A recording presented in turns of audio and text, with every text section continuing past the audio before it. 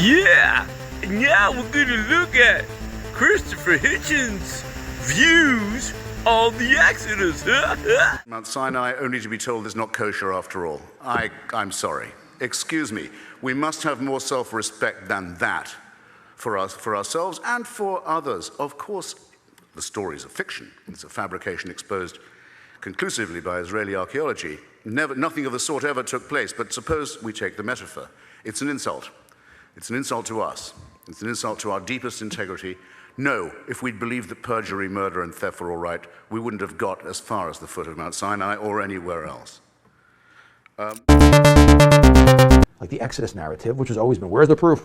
There's actually a tremendous amount of information. Matching Joseph and the early Israelites' arrival in Egypt, their tremendous multiplication, their descent into slavery, the judgment and collapse of Egypt, the deliverance and exodus of the Semitic population, and finally in Canaan, evidence matching the conquest of the Promised Land. Out there.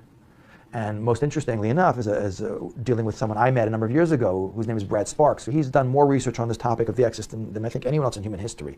And he's found incredible stuff, direct evidence on the walls of the Valley of the Kings in Egypt, showing graphic depictions, these are by the Egyptians, on these tombs of the splitting of the sea and the Jews crossing and the water coming over. And when I first saw it, I didn't believe it. It was like just too good to be true. And when I looked into it, it is true. It's right there. It's always been there and no one's ever seen it. So here's people saying, there's no proof, it's such an amazing story, how come we don't find anything about it? And boom, there's always been something about it, we just never saw it. Most people are just ignoring it. Scholars have recognized that the design of the chariot wheel can be used to identify specific periods in Egyptian history. In the waters of Aqaba, it appears that remnants of 4- and 6-spoke wheels have been discovered. These designs were used simultaneously only during Egypt's 18th dynasty and no later than about 1400 BC, a time frame that coincides closely to the biblical date of the Exodus. 1888, we traveled the Exodus route from the tip of the Sinai Peninsula into Saudi Arabia, using the Bible and satellite imagery to find the actual route. Inland, 33 kilometers, we found the bitter springs of Marah, as mentioned in Exodus 15. This dirt sample from the springs has been chemically analyzed and was found to contain excessive iron and dissolved salts, making it very bitter. Continuing along the route, we came to the clear water springs mentioned in Exodus 15:27. Here, caves were being excavated by Saudi archaeologists. They said they had found writings in these caves indicating that Moses had come through this area, and that the tombs of Jethro, the father-in-law of Moses, and Zipporah, the wife of Moses, were found in these caves. Important archaeological evidence was discovered at Jabal al-Lawz, which further supports the biblical account. We found the stone boundary markers for keeping the Israelites off the mountain.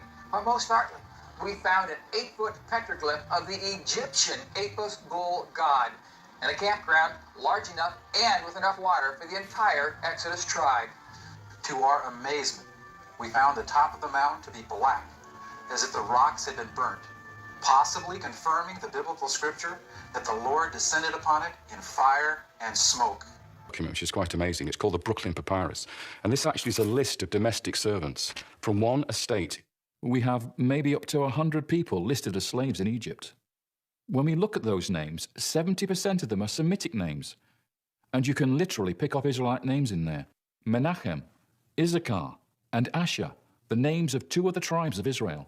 Shifra, one of the Hebrew midwives in the Exodus story, a name that appears in this document. Anakhipururau could have been the throne name of Prince Thutmose, who was allegedly Akhenaten's brother and was supposed to rule before or after Akhenaten, but never got to. There are numerous theories regarding Akhenaten's mysterious brother, Thutmose. But the most profound comes from an unexpected source, Sigmund Freud, who, in addition to being the founder of psychoanalysis, was also a scholar of Judaism and ancient Egypt.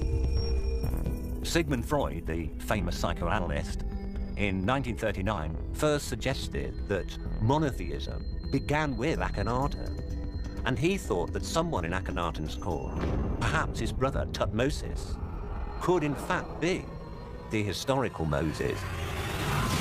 According to Freud, the events depicted in the Bible surrounding Moses' birth, exile, and most importantly his introduction of monotheism, perfectly coincide with the historical record of Thutmose. Poor Christopher spent his entire life believing in a lie, and now he has gone past from this life. You must understand that Satan is in fact the father of lies, another victim of the atheist evolutionary effect. Welcome to Atheist Faith, where we believe that nothing made everything. The belief that there was nothing and nothing happened to nothing and then nothing magically exploded for no reason, creating everything, and then a bunch of everything magically rearranged itself for no reason whatsoever into self-replicating bits which then turned into dinosaurs.